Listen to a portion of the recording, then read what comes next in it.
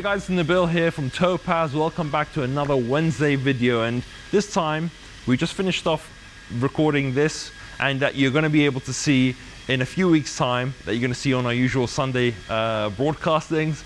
But this is an epic car. Make sure you keep an eye out for that video. But in the meantime, what I thought we'll do is, which I don't get to do enough, to be honest, is show you guys around some of the areas in our unit and some of the work that we're doing. So let's have a quick look around.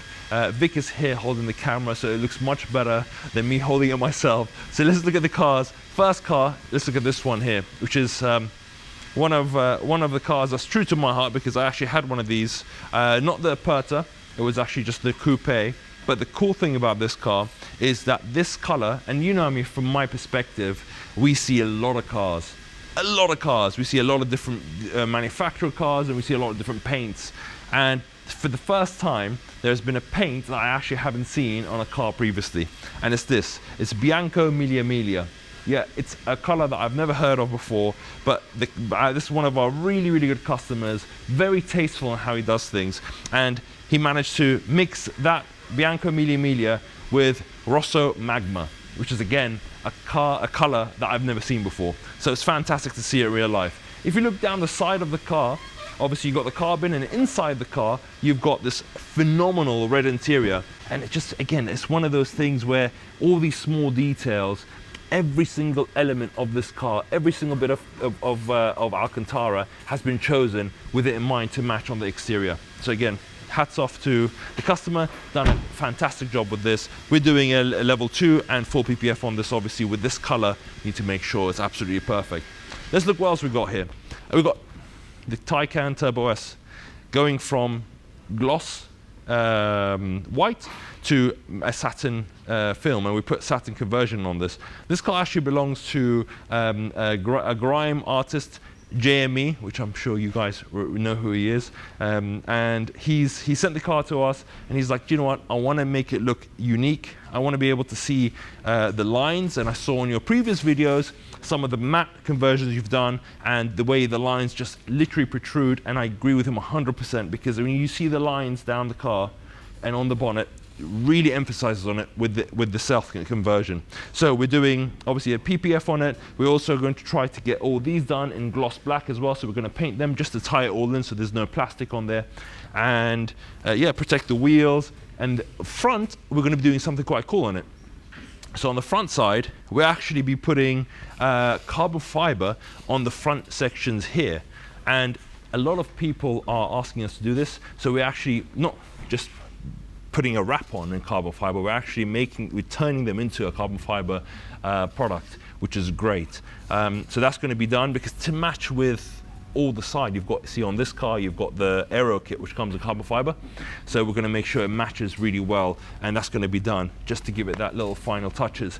Front little lip there, that's going to be done in gloss black as well, just to make sure that it matches with everything else. But yeah, again, as Jamie was saying, as Jamie was talking about, look at these lines. Look how much more emphasis there is on them. And to be honest with you, this car looks like something out of the future anyway. So for it to be in a stealth white, just literally is spot on. It really suits it really well. So what else do we have here? You've got here a GT4 with the gold wheels. Again, this is from factory. I really like the gold and black mix. On my, some of you may remember, on my Turbo S, I put the BBS FIRs on there, which were in bronze.